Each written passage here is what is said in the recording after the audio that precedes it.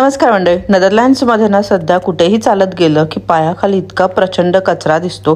पण हा कचरा पाहून तुम्हाला अजिबातच राग येणार नाही, कारण की या कचऱ्यामध्ये सुद्धा किती वेगवेगळे रंग आहेत ते बघा. कारण नेदरलँड्समध्ये सध्या आता ऑटम म्हणजे शरद ऋतू चालू आहे. उन्हाळा संपला की आपल्याकडे लगेचच पावसाळा सुरू होतो, पण युरोपियन देशांमध्ये तसं नाहीये. युरोपमध्ये उन्हाळा संपला की मग शरद ऋतूची सुरुवात होते, म्हणजे ऑटम फॉलचा सीझन चालू होतो आणि त्यानंतर हिवाळा येतो. या ऋतूमध्ये झाडांची पानं रंग बदलतात, लाल, केशरी, पिवळी, जणू निसर्गाने स्वतःच पेंटिंग केली आहे.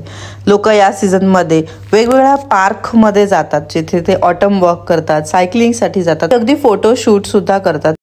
यावर्षी नेदरलँड्समध्ये खूपच चांगला उन्हाळा होता आणि त्यामुळेच आत्ता आम्हाला असं बऱ्याच महिन्यांनी ही झाडं पाहिल्यासारखं वाटतंय, कारण इतका मस्त उन्हाळा होता. आणि आत्ता या सीझनमध्ये मात्र मस्त पाऊस सुरू झाला आहे, वारा असतो, बऱ्याचदा थंडीसुद्धा सुरू झाली आहे. 8 ते 18 डिग्रीपर्यंत टेम्परेचर असतं. सकाळी तर मस्त फॉगी मॉर्निंग असते. आज तर आता असा मस्त पाऊस पडतोय, त्यामुळे इतकं छान वातावरण वाटतंय.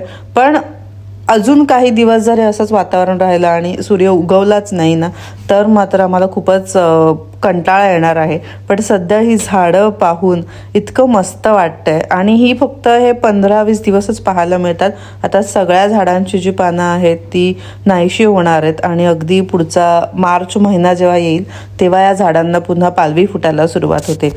या सीझनमध्ये जर तुम्ही नेदरलँड्समध्ये किंवा आजूबाजूच्या देशांमध्ये असाल तर नक्कीच इकडच्या पार्कमध्ये आणि जंगलांमध्ये जा, तिकडचा निसर्ग पहा. इतका सुंदर निसर्ग आहे इथला आणि हे जे फॉल कलर्स आहेत ते अप्रतिम वाटतात. निसर्गाची कमाल तुम्हाला या सीझनमध्ये पाहायला मिळते.